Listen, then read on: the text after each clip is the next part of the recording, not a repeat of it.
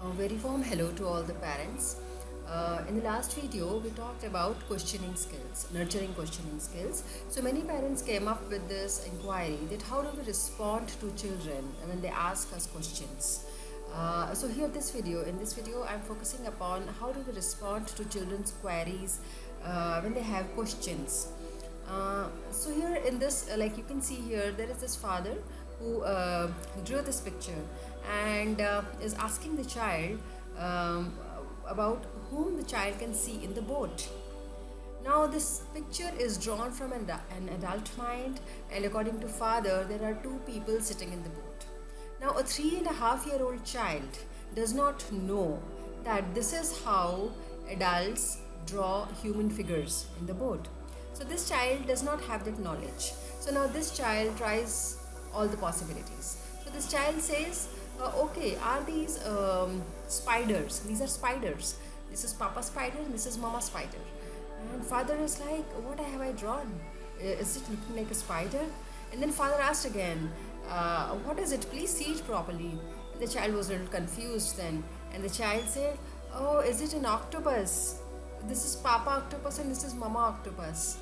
And the father was really in shock. Like, what I have drawn? So it's basically till you don't have the answer, there are umpteen possibilities. The moment we have an answer, all the possibilities are gone to zero. So from here we start this, that when we give the answer, the possibilities become zero. Till there is no answer to a question, there is an imagination at work, there is a curiosity at work, there is a continuous exploration at work, and this is what is the basis for learning. This is where the learning happens.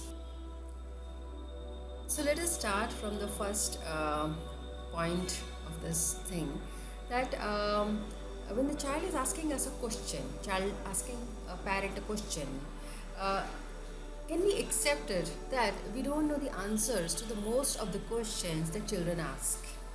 Because they are so imaginary, they are coming from the imagination of child, which adult mind has left long back. So we cannot actually reach to the imagination of child, so we actually cannot answer. So let us accept that we cannot answer all the questions that the child is asking. Then now if we begin from this space, that we do not know the answer what the child is asking, then what is the possibility? Then the possibility is only of exploring it with child. So I think this gives the answer to the question that how do we respond to the children's questions. So join the child in exploring and learning, not in teaching, because let's understand that nobody likes to be instructed, nobody likes instruction. Let's become a co-learner with the child. So the next question comes, that how do we do that? How do we practically do it? So here there are various things that parents can do. First is like when the child is asking a question, for example, how is suddenly the nights are longer. So yes, a 5-year-old can ask this question, that it has become dark earlier now. Earlier it used to be day time during this time of the day, and we used to play, because they can observe that there is how much the difference between the time they had lunch and now they are going to have it's like dark. So they can observe that. So when a child asks these kind of questions, which are nature based questions, which will be generally the questions of children below 5 years, so here I think this is more observation based. So here directly if we tell them that okay, because winters have started and that's why it's now dark, so I think that is cutting down the process of further imagination or thinking. So here how the parents can respond to it is by you can ask the child, like you can increase the parameters of the questions. Like if the child's question starts with why, you can add and how to it. That how do you think that this is happening, or what are the other changes that you are seeing around this? So you can increase the parameter of the question and not directly pinpointedly answer that particular question that the child is asking. So you can, by increasing parameter means, you can, if the child's question is like why the day is short, day has become shorter now, so the question, you can further give them give a more question, instead of saying to the child that what do you think can be the reason. That also is a one way of talking to the child. But for next, all the questions, you cannot keep doing the same thing. So if for every question the child is asking, and for every question you're answering like what do you think is the reason, then the child will lose interest in discussing it with you. So what you can do is you can just increase the parameters of the question. That how do you think that your time of play has changed, or do you think any change in the clothes that we were wearing, or so you can maybe this is one example I'm sharing. So you can use different questions, like you can, why question, you can make it how, or you can just you can give some more hints like can it be this, can it be that.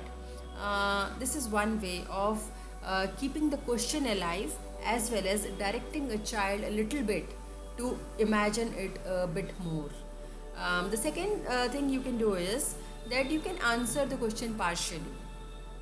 Say partial question, partial answer you can give, and let the child explore rest of the answer. So it is also, if it includes some, there is a possibility of some activity, then maybe you can go out and show it to the child, then you can talk about it, and then maybe later whenever possible you can take the child out and then bring that question alive for the child. Because still the question is alive, the learning is happening. The moment the answer is given, the learning stops. So another important thing is that it's important to know the context of the question. What is the source of the question? From where the question is coming? So once we know this, and it is important to let the child understand the answer within that context. So once you know that context, then we can discuss with child that okay, now let us find out the resources from where we can find the answer together. So in this way we go on working on the finding of answers together, and knowing the context helps you to build up the base of the answer, because the context according to age is very important.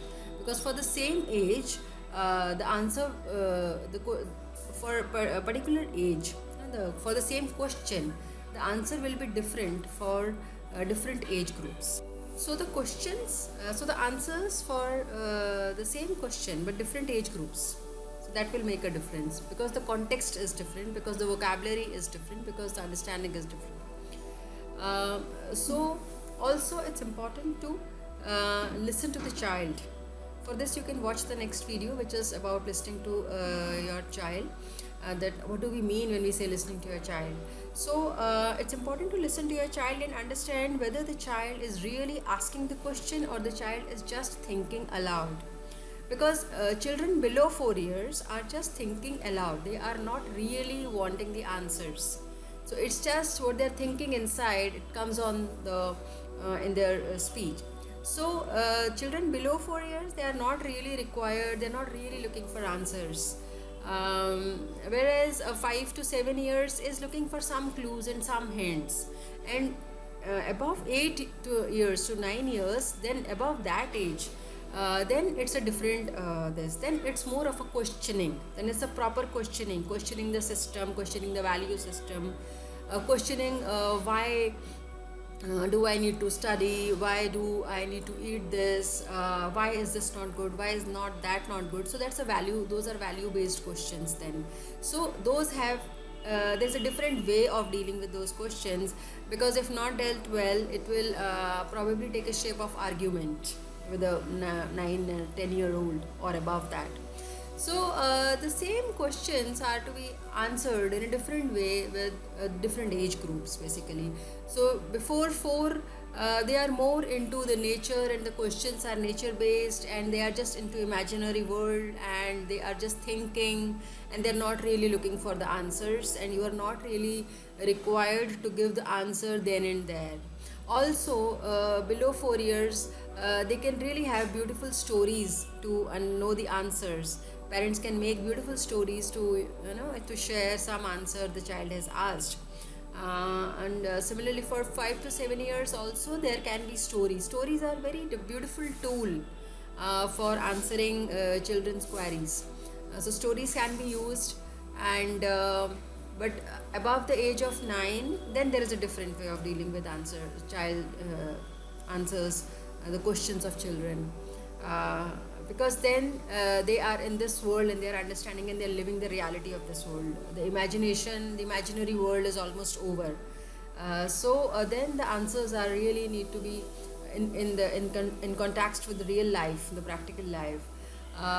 So I hope this will help parents to understand a bit about answering the questions that children ask. Also, we can talk about stories in next video, next to next video, how stories can be used as a tool for answering the questions of children. And with this, I close this video. Wish you all very happy parenting, joyful parenting, and meaningful parenting.